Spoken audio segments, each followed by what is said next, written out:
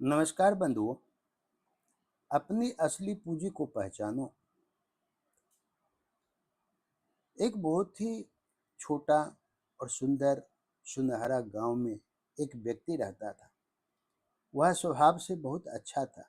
उसका मन साफ था, नीयत अच्छी थी और वह हमेशा दूसरों की मदद करने के लिए तैयार रहता था। गांव में किसी के घर कोई समस्या हो, किसी को पैसे की जरूरत हो, किसी को सलाह चाहिए हो, किसी का काम अटक गया हो, वह सबसे पहले पहुंच जाता था। धीरे धीरे लोगों को उसकी अच्छाई की आदत पड़ गई। अब लोग उसकी मदद को उसका कर्तव्य समझने लगे। अगर वह किसी दिन किसी का काम न कर पाए तो वही लोग शिकायत करने लगते। कोई कहता, पहले तो तुरंत मदद करता था, अब बदल गया है। कोई कहता, इतना भी क्या व्यस्त रहना। कोई कहता, हमने इसके लिए इतना किया, आज हमारे काम का नहीं, कोई काम में नहीं आया। वह यह सब सुनकर दुखी हो जाता। उसे लगता कि शायद उससे ही कोई गलती हो रही है। इसीलिए वह और अधिक लोगों को खुश करने की कोशिश करने लगा।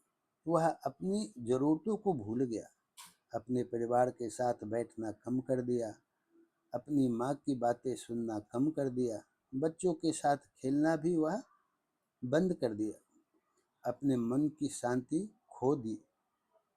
लेकिन फिर भी लोग संतुष्ट नहीं हुए। जितना वह करता, लोगों की इच्छाएं उतनी बढ़ती जाती। एक दिन वह बहुत थका हुआ घर लौटा। पूरे दिन दूसरों के कामों में लगा रहता था।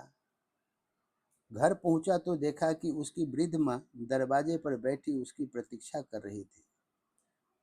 माँ ने मुस्कुराकर पूछा, बेटा खाना खाया? उसने कहा, नहीं माँ, समय ही नहीं मिला है। माँ ने उसके सिर पर हाथ रखा और बोली, दुनिया का पेट भरने निकले हो, लेकिन अपना पेट खाली है। उसके मन को यह बात लग गई, लेकिन उसने ध्यान नहीं दिया। कुछ दिन बाद उसकी तबीयत खराब हो गई। कई दिनों तक वह बिस्तर पर पड़ा रहा। उसे लगा कि जिन लोगों के लिए वह दिन रात दौड़ता था, वे सब उससे मिलने आएंगे, लेकिन ऐसा नहीं हुआ। कुछ लोग एक बार आए, कुछ ने केवल संदेश भेज दिया, कुछ ने हाल चाल तक नहीं पूछा। जो लोग रोज उसके पास आसपास दिखाई देते थे, वे अपने अपने कामों में व्यस्त हो गए और व्यस्त रहने लगे, इसके तरफ नज़रअंदाज कर दिए। तब उसने पहली बार महसूस किया कि दुनिया किसी एक व्यक्ति के सहारे नहीं चलती। जिस संसार को वह अपने कंधों पर उठाए घूम रहा था, वह उसके बिना भी ठीक वैसे ही चल रहा था। लेकिन एक बात ने उसे भीतर तक छू लिया। उसकी माँ हर दिन उसके सिरहाने बैठती रहती। उसकी पत्नी रात भर जागकर उसकी देखभाल करती। उसके बच्चे धीरे धीरे चलकर उसके कमरे में आते और पूछते, अब आप ठीक है ना? उनकी आंखों में सच्ची चिंता थी। उनके प्रेम में कोई स्वार्थ नहीं था। उस दिन उसे पहली बार समझ आया कि जिन लोगों को सच में उसके होने या न होने से फर्क पड़ता है, ना पड़ता है, या उसे महसूस भी नहीं वो कर पाता है, वे तो हमेशा उसके पास थे, जो अपने थे। लेकिन वह उन्हें छोड़कर पूरी दुनिया को खुश करने में लगा हुआ था और दुनिया उसे ठग रहा था। ठगी समझकर इसको दुरुपयोग करता था। स्वस्थ होने के बाद उसने अपने जीवन को नए दृष्टिकोण से देखना शुरू किया। एक दिन वह गांव के बाहर बहती नदी के किनारे बैठा था। वहां उसने देखा कि नदी बिना किसी प्रशंसा की इच्छा के बह रही है। वह खेतों को पानी देती है, प्यासे को पानी देती है, पशुओं को भी जीवन देती है, लेकिन कभी यह चिंता नहीं करती कि कौन उसकी तारीफ कर रहा है और कौन उसकी आलोचना कर रहा है। सूरज भी हर दिन उगता है। वह यह नहीं देखता कि कौन उसका स्वागत कर रहा है और कौन उसे कोस रहा है, तिरस्कार कर रहा है। पेड़ भी फल देते हैं, कुछ लोग फल खाते हैं, कुछ पत्थर भी मारते हैं, कुछ डालियां भी तोड़ देते हैं, फिर भी पेड़ अपना स्वभाव नहीं बदलते। उसे लगा कि शायद यही जीवन का सबसे बड़ा रहस्य है। अपना कर्तव्य करते रहो, लेकिन लोगों की राय का बोझ मत उठाओ। सेवा करो, लेकिन स्वयं को मत खो दो। प्रेम करो, लेकिन बदले में सम्मान की भीख मत मांगो। उस दिन से उसने एक निर्णय लिया। अब वह सबकी मदद करेगा, लेकिन अपनी शांति खोकर नहीं। अब वह सबको सम्मान देगा, लेकिन स्वयं का सम्मान छोड़कर नहीं। अब वह अपेक्षाओं का बोझ नहीं उठाएगा। धीरे धीरे उसके जीवन में परिवर्तन आने लगा। उसका मन हल्का होने लगा। वह परिवार के साथ समय बिताने लगा, माँ के पास बैठने लगा, बच्चों की बातें सुनने लगा और बच्चों के साथ वह खेलने भी लगा। सुबह प्रार्थना करने लगा, शाम को आत्मचिंतन भी करने लगा और सबसे बड़ी बात, उसने शिकायत करना छोड़ दिया, क्योंकि उसे समझ आ गया था कि दुख का बड़ा कारण परिस्थितियां नहीं, बल्कि हमारी अपेक्षाएं होती है। जब हम हर किसी से प्रेम, सम्मान, सहयोग और समझ की उम्मीद करते हैं, तब निराशा जन्म लेना शुरू हो जाती है। लेकिन जब हम अपना कर्तव्य करके परिणाम ईश्वर पर छोड़ देते हैं, तब मन में शांति आती है। समय बीतता गया। एक दिन गांव का एक युवक उसके पास आया और बोला, मुझे समझ नहीं आता कि मैं सबको खुश करने की कोशिश करता हूँ, फिर भी लोग मुझसे नाराज रहते हैं। वह मुस्कुराया और बोला, बेटा, यदि तुम पूरी दुनिया को खुश करने निकलोगे तो सबसे पहले स्वयं दुखी हो जाओगे। युवक ने पूछा, फिर क्या करूं? उसने कहा, अपने माता पिता का सम्मान करो, अपने परिवार का ध्यान रखो, अपने कर्तव्यों को ईमानदारी से निभाओ, दूसरों के प्रति करुणा रखो, लेकिन हर किसी की स्वीकृति पाने की कोशिश मत करो। जिस दिन तुम यह समझ जाओगे कि तुम्हारी असली पूंजी वे लोग हैं जो तुम्हारे आंसू देखकर बेचैन हो जाते हैं, उस दिन तुम्हारा जीवन अपने आप बदल जाएगा। युवक चुप हो गया और सोचने लगा। उसके बाद सीधे हृदय में उतर गए उनकी बातें।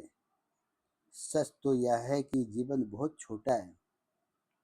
इसे उन लोगों को खुश करने में मत गमाइए जिन्हें आपके होने ना होने से कोई फर्क नहीं पड़ता है। अपनी ऊर्जा उन लोगों के लिए बचा कर रखिए जो आपकी मुस्कान में अपनी खुशी देखते हैं। अपने प्रेम को उन रिश्तों में लगाइए जहाँ अपमान अपनापन बना हुआ है। अपमान को छोड़ कर के अपनापन बना हुआ है। अपने समय को उन लोगों के साथ बिताइए जो आपके कठिन दिनों में आपके साथ खड़े रहते हैं और खड़े होने का हमेशा आपके तरफ झांकते रहते हैं।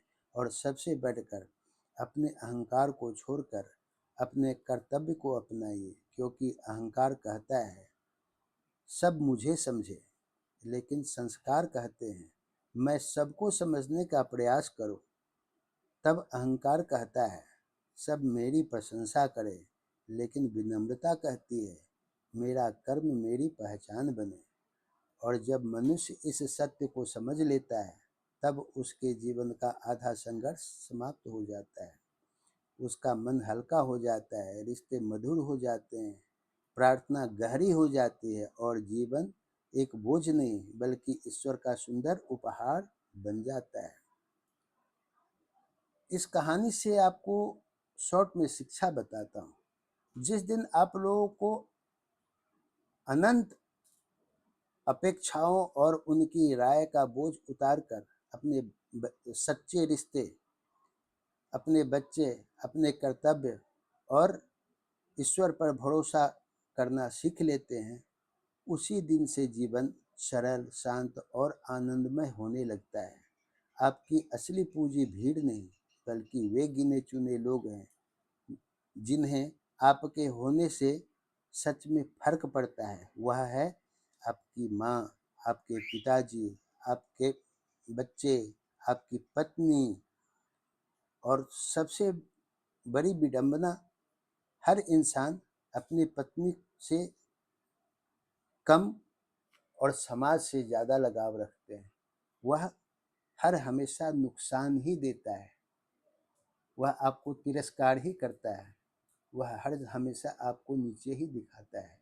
इसीलिए सबसे ज़्यादा ध्यान अपना कर्तव्य को कभी भी नहीं छोड़ना है, लेकिन साथ में सबसे पहले ध्यान देना है अपने परिवार, अपने स्वास्थ्य, अपने बीवी, अपने बच्चे, अपने माता-पिता, बाद में और कोई है। क्योंकि आप कुछ भी करें, ना करें, उसे कोई फ़र्क पड़ने वाला नहीं है, उसको और कोई दूसरा मार्ग मिल जाएगा। वह आपको ठग रहा है, ठगी समझ रहा है, वह आपसे दया प्रेम नहीं है, दया नहीं है, वह आपसे सुख भोग रहा है, आपकी बातों से आनंद ले रहा है।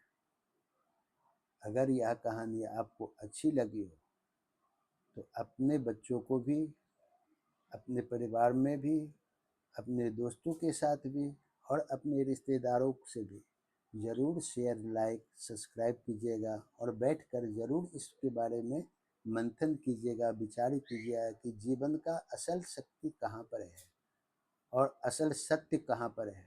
अगर आपको यह कहानी अच्छी लगी हो तो लाइक, शेयर, सब्सक्राइब ज़रूर कीजिएगा। आगे फिर मिलेंगे एक और नए सुंदर सी कहानी के साथ आपके पास। तब तक के लिए धन्यवाद।